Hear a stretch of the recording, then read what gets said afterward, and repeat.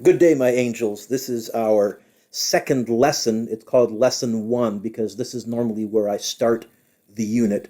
I hope you're all, again, doing well. And again, if you have any questions, concerns, if your situation right now is such that you just can't get to this or can't get to the homework, please email me and I'll figure something out. Okay? Oh, sorry, no Star Wars intro this time. Here we go. Voltage. It says, fill in the following key facts about voltage. What we learned last lesson was the definition was the amount of energy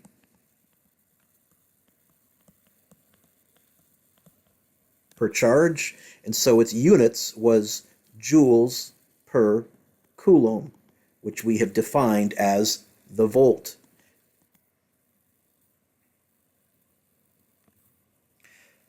Other words for voltage. Potential. Not to be confused with potential energy, and there is potential to confuse potential with potential energy, potentially. Sorry, but it's just the terminology that they use. What I really want to talk about is this. What happens inside a voltage source? So for example, let's look at a chemical battery or a chemical cell.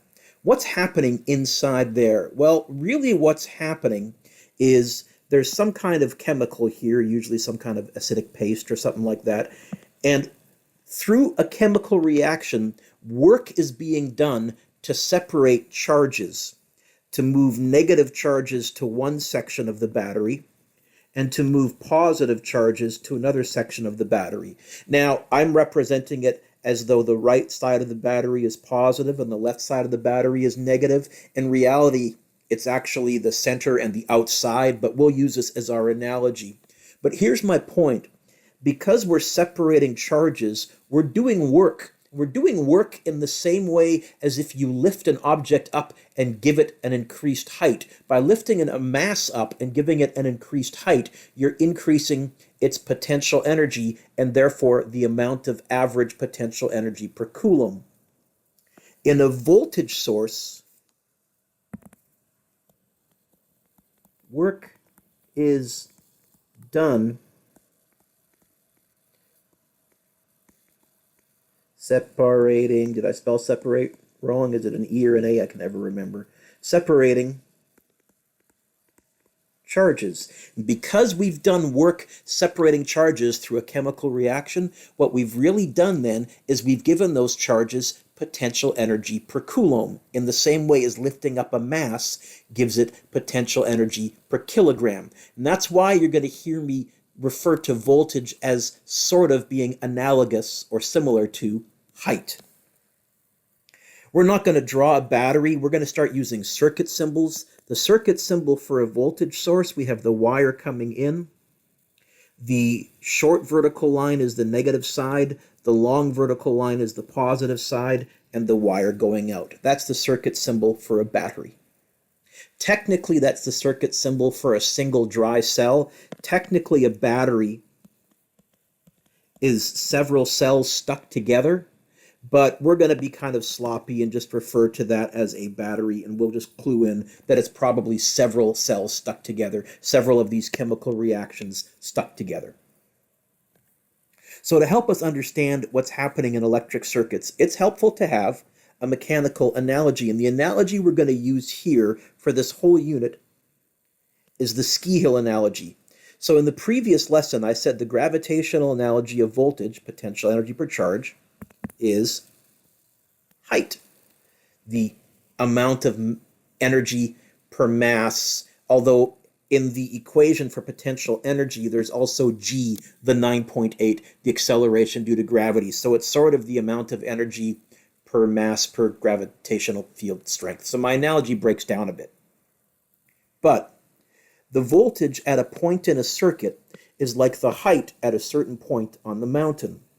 The voltage gain in the cell is like the height a skier gains in a chairlift. In other words, in a ski hill, a chairlift increases the amount of potential energy the skiers have. In a circuit, a voltage source increases the amount of potential energy the charges have. And then in a ski hill, the skiers lose their potential energy by going down a ski hill. In a circuit, the charges lose their potential energy by going through some type of a resistor, a light bulb, an iPod, whatever the electric device is. We bleed the energy off by transferring that energy to the electric device. So voltage, or potential, is like height. Positive charges want to fall downhill in the same way that a ball wants to roll downhill. Potential energy, mgh due to gravity, is like potential energy to electricity, which is qv. The only reason the v doesn't have a constant like g in front of it is because of how we defined the volt. The volt definition includes that constant inside of it. Problem.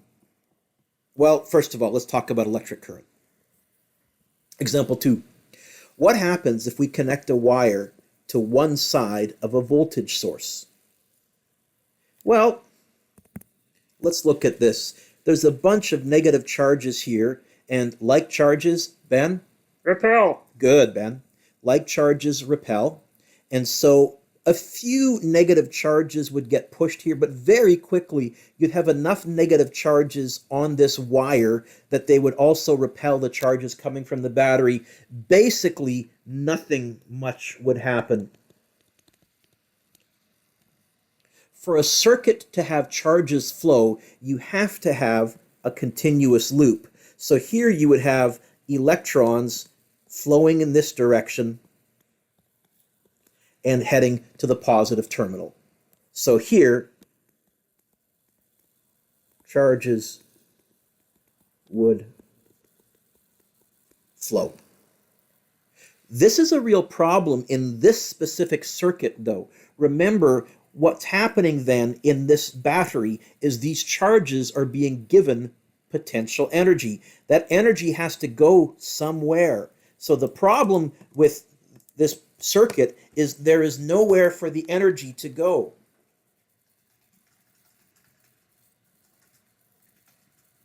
Instead, it will heat up the wires. That energy's got to go somewhere. So rather than pulling that energy off to run some kind of an electric appliance, some kind of an electric device through a resistor, here, because the energy's got to go somewhere, all that's happening is these wires would be getting hotter and hotter and hotter. They would be dissipating the energy. We have a name for this. We call this a short circuit. We're going to look at that more later on. Why is this a better circuit? So here, the energy can be lost in the light bulb. There'd probably still be some heat going to the wires, but very little. We're going to pretend for a properly designed circuit that no heat goes to the wires, because that makes our math easier. So, charges need a completed circuit for the current to flow. If you want to, you can do a YouTube search for a video called Brainiac Electric Fence. And I think if you click on the account that's associated with Brainiac, I think it's called Brainiac Store, you can go look at that. So if you want to pause this YouTube video, open another YouTube video and come back to this, you can. Unfortunately, I can't upload a YouTube video of a YouTube video. But what that video does, using an electric fence and seeing some people get shocked, is that electrons need a completed circuit for current to flow. Let's talk about current. Electric current is defined as the rate of flow of charge. The symbol for electric current is a capital I. That's our variable. Anytime we talk about the rate of flow, what we really mean is you're dividing by time. Speed is the rate of change of distance over time. Acceleration is the rate of change of velocity. It's velocity change over time. So this would be the amount of charges over time. Remember, we said last unit in Coulomb's law that Q is our symbol for charge because charge is quantized. This also means that another way to figure out how much charge has elapsed is if you know how much current is flowing and you know how much time has gone by in seconds, you can figure out how many coulombs of charge the battery has discharged, or how many coulombs of charge have flowed through the wire at that location. This equation here is on your formula sheet, so you don't need to memorize it. And I'll be honest, you'll use it in today's homework, but we won't use it that much. We'll use the definition of current to derive some other stuff. In our ski hill analogy, the flow of charges in a circuit in coulombs per second is like the flow of skiers up and down a ski hill. Bigger current, more skiers. Fewer skiers, smaller current. So in our ski hill analogy, we're going to show that the skiers are the current. Now, we have to modify this a little bit. Electrons flow at a constant speed in a circuit. On a ski hill, skiers ski at different speeds. So we're going to pretend that the skiers are going to use their skis and control their speed, and they're all going to be going at the same velocity, constant speed. So electrons flow this way. Now, there's a problem here. This is one of the big problems with electrons being negative. One problem we encounter with this analogy is that in the circuit, it's the electrons that flow from the lower voltage, the negative, through the wire to the higher voltage, the positive, because we know that electrons are on the outer shell of atoms and the protons are locked inside the nucleus. We would like to be able to say that current flows downhill from higher to lower. It makes it much, much easier. So for this reason, we're going to focus on the positive charges inside the nucleus. The uphill flow of electrons is equivalent mathematically to the downhill flow of positive charges. In other words, electrons moving to the left mathematically is the same as protons moving to the right because they have the same magnitude of charge.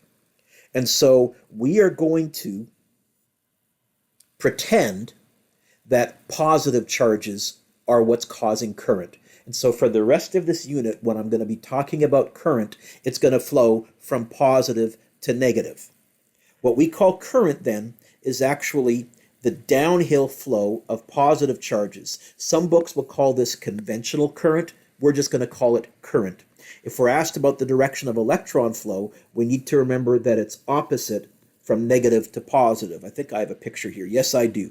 Example 4 says, draw the direction of the electron flow. So I'm going to do the electron flow in red. And the electrons would flow from negative to positive. So the electrons would go this way.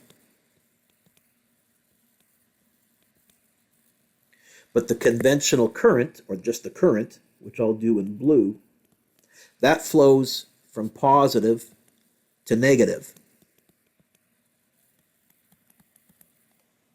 And that allows us to imagine that the battery is giving energy to the charges, increasing their voltage, the energy per coulomb, and then as the charges go through a resistor, they lose energy to the resistor, which just makes way more sense in physics. Benjamin Franklin named these charges positive and negative, and he got them wrong. If we could go back in time and change it, we would say to Benjamin Franklin, actually call the other one positive and call this one negative. It would be much nicer if he had named electrons and called them positive, but he didn't, so okay.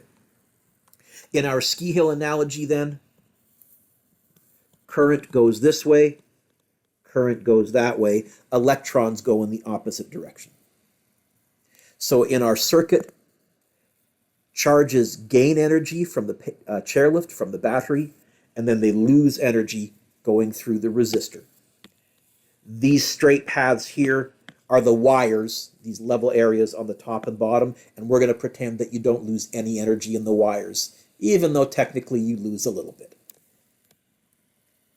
So every circuit, let's talk about Ohm's law and resistance. Every circuit offers some resistance. Symbol for resistance is capital R, to the flow of charge.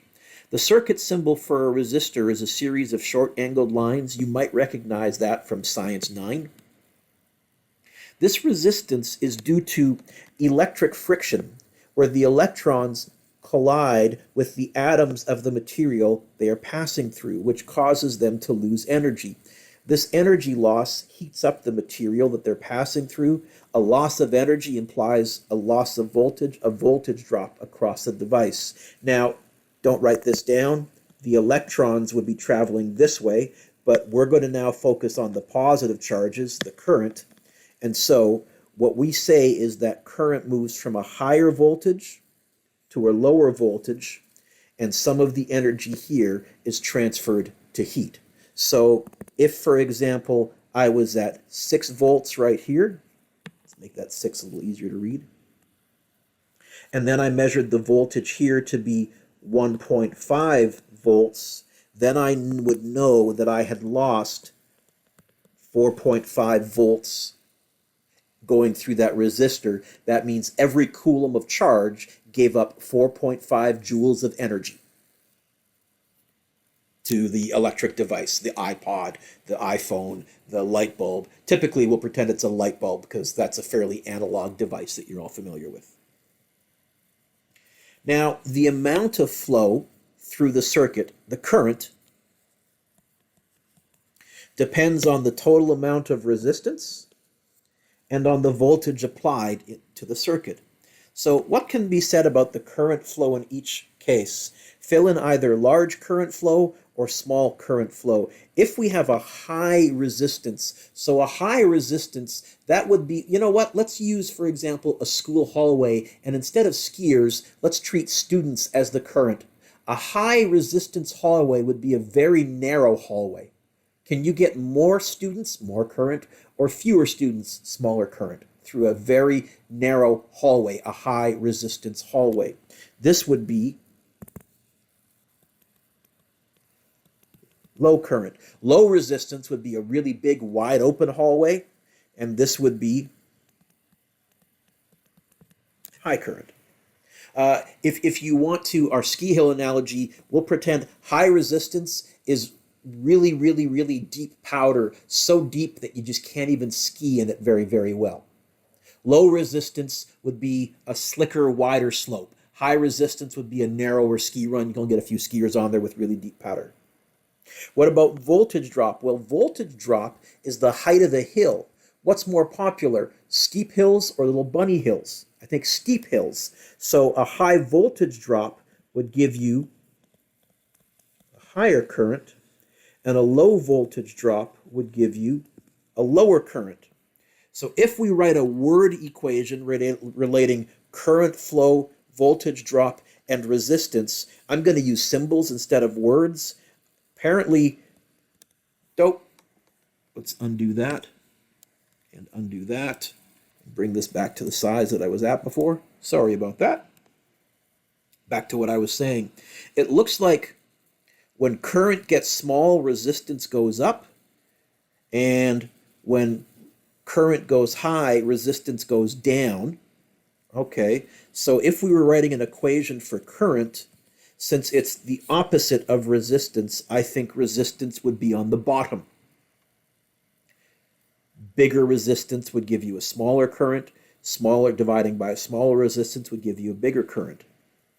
If we're talking about voltage, well, there it looks like when voltage gets bigger, current gets bigger. When voltage gets smaller, current gets smaller. Voltage would be on the top. And if we combine these, we get I equals V over R, or as it's more commonly written, V equals I times R. This is Ohm's Law, which you probably saw in Science 9. You might even remember it.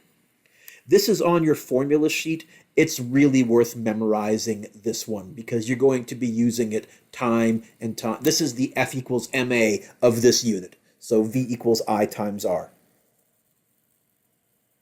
I should point out also, this is mathematically an ideal situation. Again, in real life, as objects heat up or as wires heat up, their resistance changes. And so real life circuitry is much, much more difficult. But this is the basic starting point. Technical comment, by the way, since this is a voltage drop, I should really write a change in voltage, a delta V. And Ohm's law should really say delta V equals I times R. But in the same way that time is always a change in and we stopped writing the delta, we just don't bother writing the delta. So when speaking of circuits, we read this V when it's on a resistor as a voltage drop, when it's on a battery as a voltage gain. But it's always technically a change in voltage because you're not measuring the voltage at one location, you're measuring the change in voltage between two locations. The units of resistance are ohms. 1 ohm of resistance, the symbol for ohms is the Greek letter omega. Sort of looks like a mouse hole in a wall, but whatever you want to think about it. 1 ohm of resistance means that a voltage drop of 1 volt will give a current of 1 amp. So if we get the R by itself, it would be R equals, and we, I guess, can write over here for what it's worth, this also means R equals V over I, and that also means that I equals V over R. Point here is, if you know two things, you know the third thing. Good conductors have low resistance.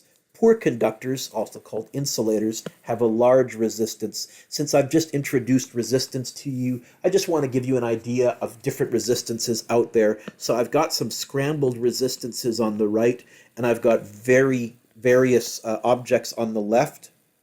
Take a look at these. Which of these do you think has the highest resistance, doesn't allow electricity to pass at all, has a nearly infinite resistance? Well, glass has a nearly infinite resistance. That's an infinity sign. Let's try that again. Okay.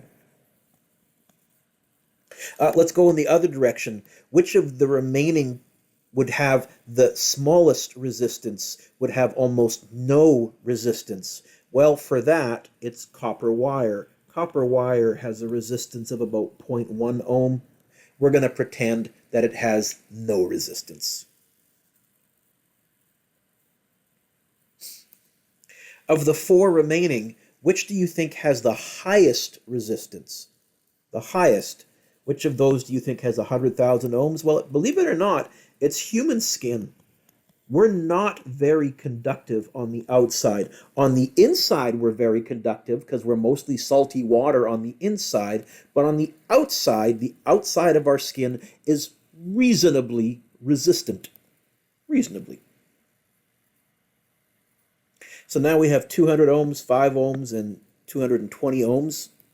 What's left? So we have a light bulb, electric motor, average lab resistor. Well, since an electric motor is coils of wire, it's going to be the next smallest. An electric motor has very little resistance. That's why electric motors don't get very hot. That's why they're so efficient. Not much energy is wasted as heat. Then we have a light bulb and an average lab resistor. For what it's worth, very thin wire, a light bulb would have a resistance of around 200 ohms, and a standard lab resistor that you might have played with in Science 9 has around 2,000 ohms. You do not need to memorize these. This was just to give you an idea of what's really big and what's really small. And again, technical comment, the resistance changes with changes in temperature. So as an object does heat up, if you're running current through it, its resistance does change. Or it also does change based on the amount of current, but we're going to ignore these effects and we're going to assume that a resistor is constant. Although human skin is a very good insulator, typically tens or hundreds of thousands of ohms, it will only protect us up to a certain point. When the voltage exceeds a certain value, the skin will break down. It will ionize just like air does to create lightning. And that will allow current to travel through the skin to your insides. And on the inside, we're basically salty water, and this conducts electricity rather well. So once beyond the skin, the danger to our health lies in 2 effects. First, with large current, there is the heating up of tissue as electricity flows, in the same way that a stove element can heat up when electricity flows through it. Your tissues can heat up. This is how you can get very bad burns from electricity, and it can actually destroy internal organs and internal tissues. Secondly, the flow of electricity through the body can disrupt the body's own electrical nerve impulses, leading to temporary freezing or paralysis of the muscles. And if the muscles in question are your heart or your lungs and diaphragm, that's a problem. Once beyond the skin, the burning effect is larger with larger currents, but the muscle paralysis effect is most pronounced with a current of around 100 milliamps. Remember, milli is 10 to the negative 3, so this is 0.001 amps. This is nicknamed the death current. If such a current flows through your heart will either stop or it will start to twitch helplessly and fibrillate. This is also why they use electricity to shock hearts. When hearts are fibrillating, they can often shock them to get them back into their normal rhythm. 100 milliamps is not very big, so be careful when dealing with electricity.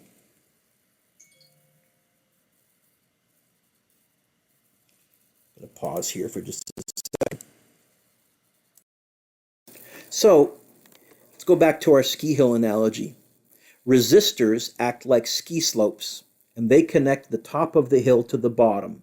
The amount of resistance is sort of like the depth of the snow and how wide the ski hill is. So high resistance means deep snow, narrow path, slower skier flow, we can't get as many skiers on, smaller current. Low resistance is hard packed snow, wide ski hill, lots of skiers can fit on that ski hill, higher current. So Ohm's law for ski hills states that the flow of skiers varies directly with the height of the mountain and inversely or reciprocally with the depth of the snow. Skier flow, current, equals height divided by snow depth, or V equals I times R. Example 7 says, find the current in each case. So here is our first circuit. I'm going to zoom in on this first one here. And I want you to notice that we are gaining 6 volts of height from this chairlift right here. Skiers are gaining 6 volts of height. If we talk about charges, they're gaining 6 joules per coulomb. That means for them to properly ski and end up at the bottom of the chairlift, they have to lose 6 volts of height going through that resistor.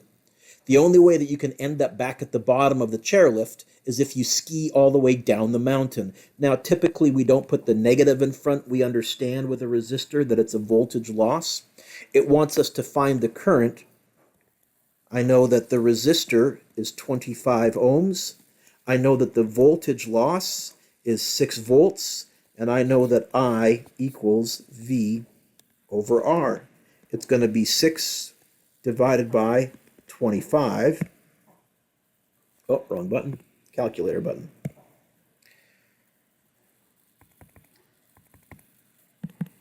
Is it 0.24? Hey, good. I did that one in my head. 0.24, and the unit for current is amps. What that also means is this battery is losing 0.24 coulombs per second. Now, let's compare that with this, where all we've done is we've connected the wire to the other end of the battery here. Here, the voltage drop would be inside the wire itself. So we would say, okay, again, current equals V over R. We still have to lose 6 volts, but now the resistance is 0.001 ohms. And we get a current, a very large current, of 6,000 amps. That would cause this wire to heat up quite a bit. It would drain this battery really, really, really fast, because now instead of the battery giving up 0.24 coulombs per second, it's giving up 6,000 coulombs per second. So if you ever do connect a battery to itself with just a wire, you're draining the battery in a big hurry. It's really, really hard on the battery. You might also cause a fire because the wires might heat up. In fact, this second diagram right here, we call this a short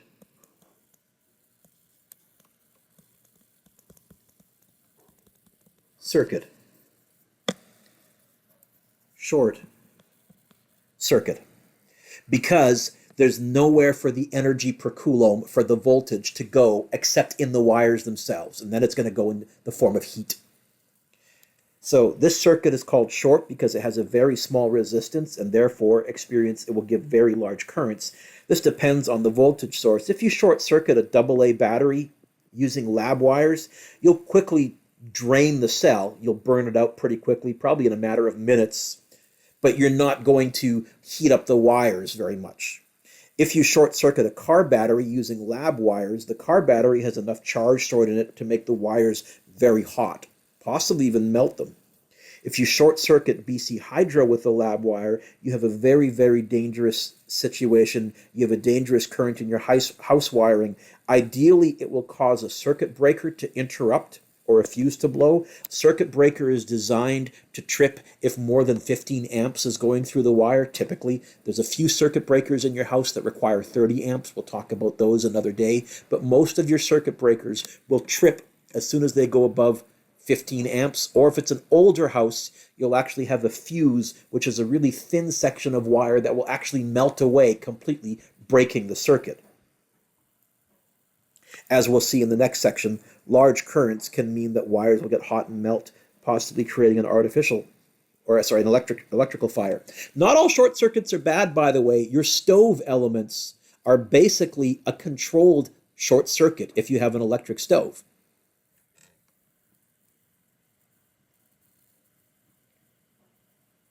Electric meters.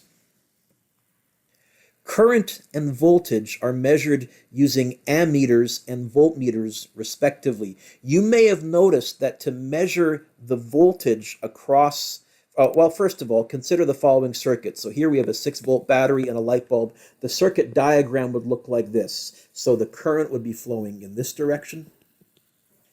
This would be our resistor, our light bulb. To properly measure current, remember current is the number of skiers going on any one path. The ammeter should be connected so that all of the current in the circuit runs through it. Now we have newer ammeters, but for a standard analog ammeter, what you would actually have to do is cut the wire right there and plug it into either end of the ammeter. And this would measure the number of skiers on this section of wire, and that would be the same as the number of skiers on this section of wire. It would be the same as the number of skiers, the current going through this resistor, because there's nowhere else for the skiers to go. If you did it this way, well, some current would flow through here, and the ammeter wouldn't be able to detect it. It would only detect the current that went that way, but it would not give you an accurate representation of current. So we say that ammeters are wired in series, and there we'll be spending a whole lesson on series and parallel circuits in the future, so don't freak out if you're not familiar with that word.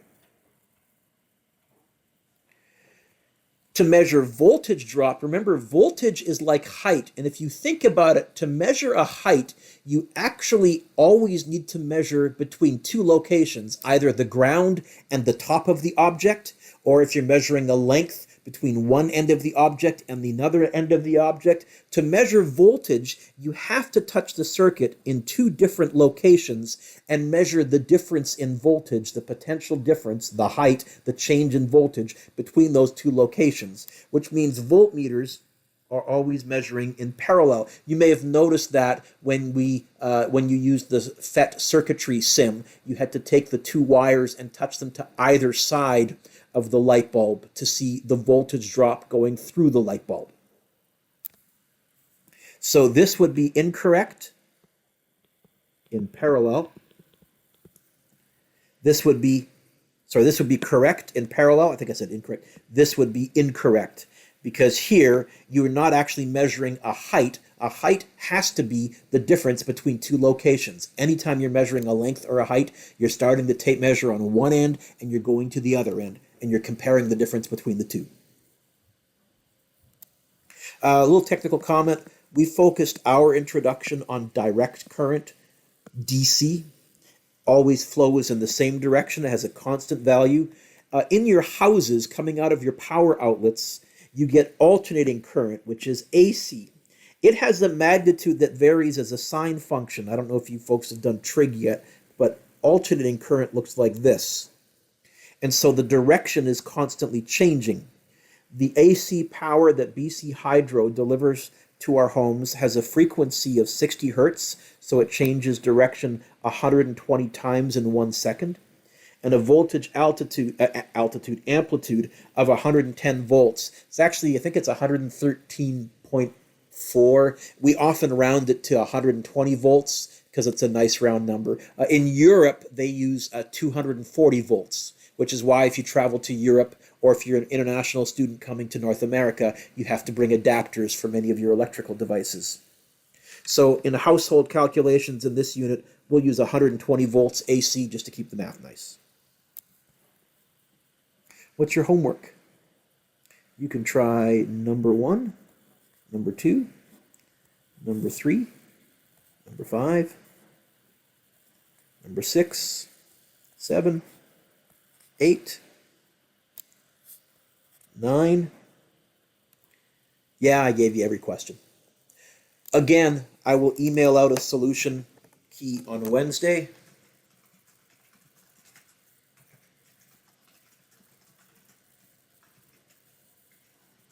I will also send out the optional YouTube assignment.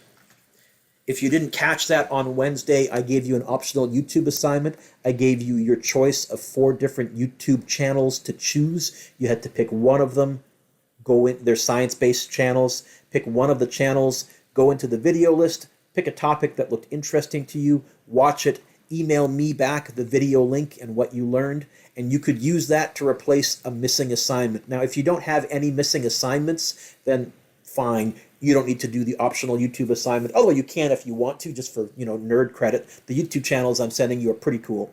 So on this Wednesday, I'll be sending you 4 different YouTube channels, and again, you'll pick one of them if you wish, and you can use that to replace a missing assignment.